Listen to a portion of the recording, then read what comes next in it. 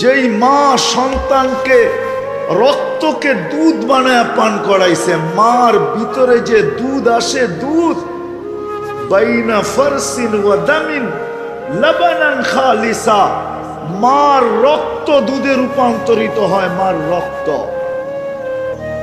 যেই মা রক্ত দুধে রূপান্তরিত করে সন্তানকে লালন পালন করা, যেই বাবা মাথার গাম পায়ে ফেলা, সারা দিন মানুষের বকা জকা শুনা, যারা পরিশ্রম করে অন্যের কাছে খাটে, চাকরি করুক আর অন্যের কাছে যেখানে কাজ করুক, বকা জকা ছাড়া এমন দিন যায় না দুই চারটা বকা জকা না খায়।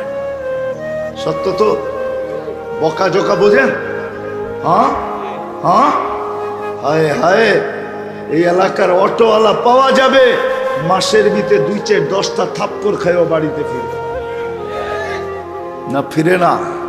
হ্যাঁ, কি যুবক রাগ হয়ে গেল? হ্যাঁ, 19-20 হইলে তো তোমরা লাগায় দাও, ঠিক না? কি লাগাও না? হ্যাঁ, কি রাগ হয়ে গেল? না লাগাও না।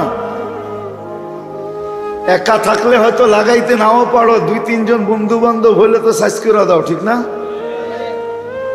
কিন্তু ওকে প্রতিদিনই অটো নিয়ে বাইর হইতে হয়। ও জানে আমার সন্তান, আমার বিবি, আমার সংসার। থাপ্পড় খাইলেই কি আর বকা জকা খাইলেই কি, পেটের দায়ে বাহির হইতে হয়।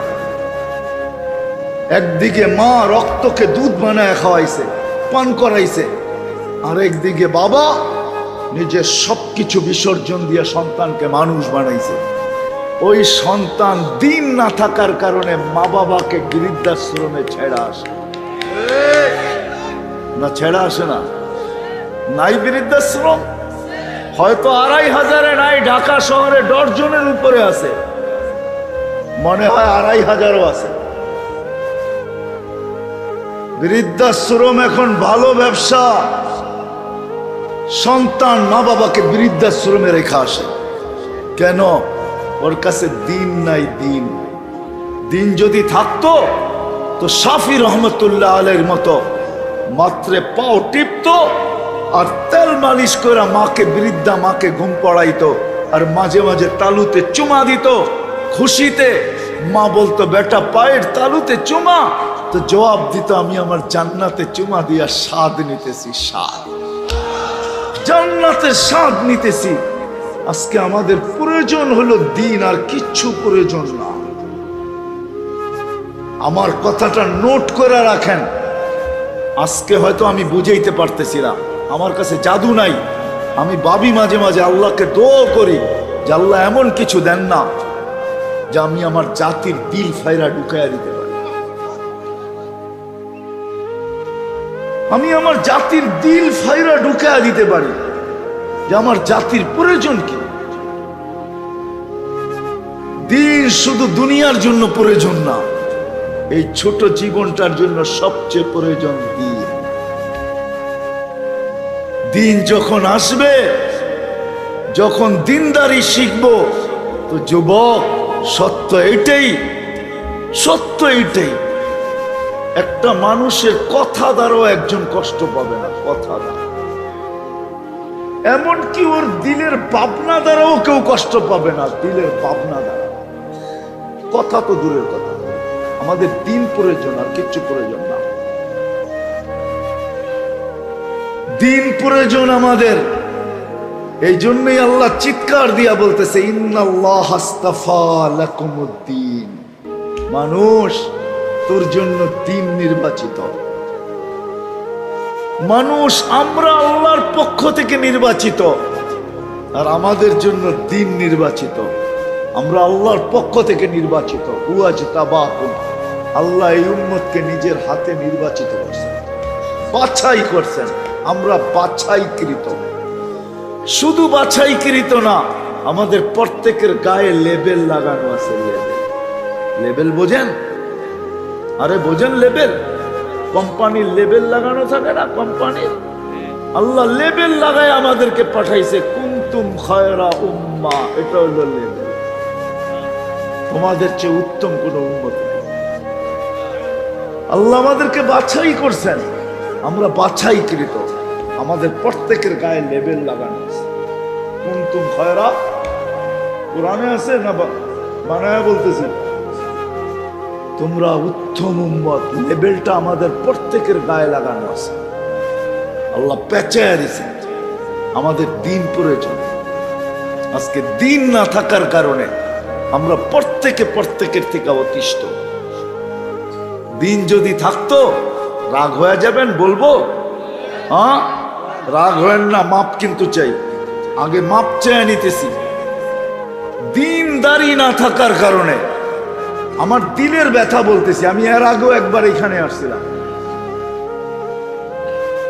তখন মনে হয় পুষ্কুনি ভরাট হয় না, পুষ্কুনি একটা ছিল এখানে। হ্যাঁ হ্যাঁ পুরা ভরাট হও, তখন ভরাট ছিল না। আমি এর আগে একবার আসছি এখানে, আমার মনে আছে দুপুর বেলা আসছি আমি, কয়েক ঘন্টার জন্য, 1-1.5 ঘন্টার জন্য মনে হয় বসছিলাম আমি দুঃখের কথা বলতেছি।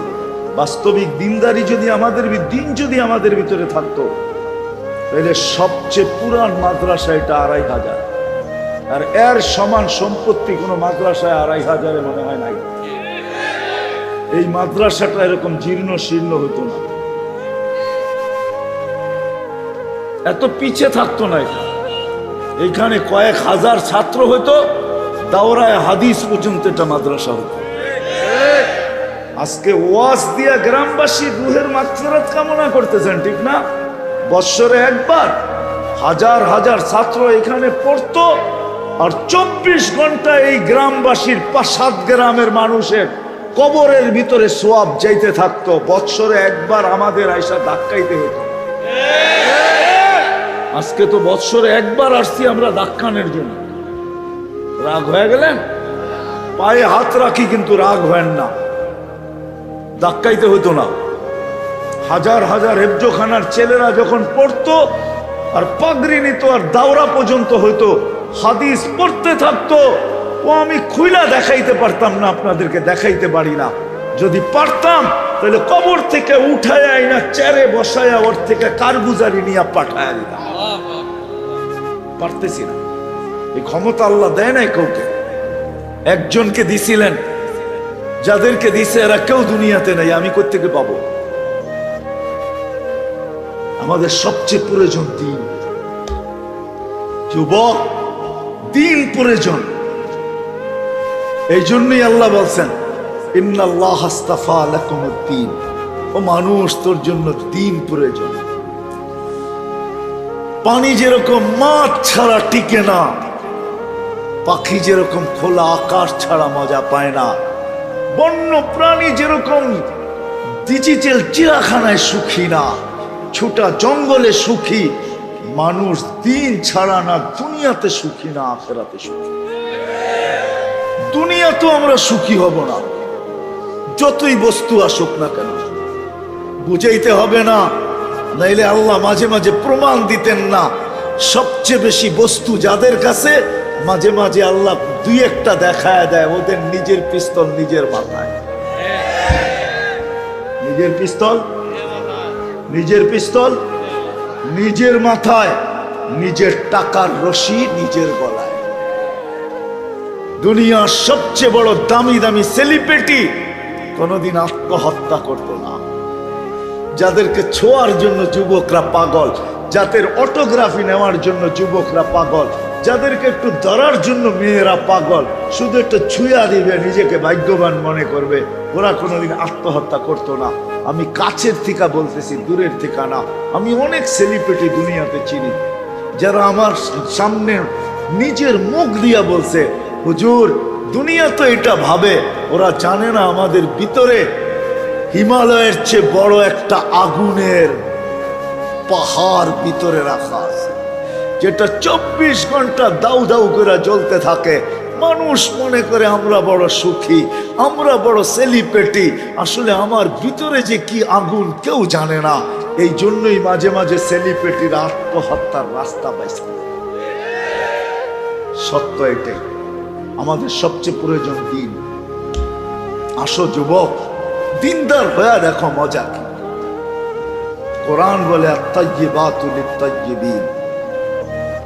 এটা দিনের কথাই বলছে। আল্লাহ নির্বাচিত করছেন সুখে থাকার জন্য দিন, আর চির শান্তির জায়গা পাওয়ার জন্য দিন।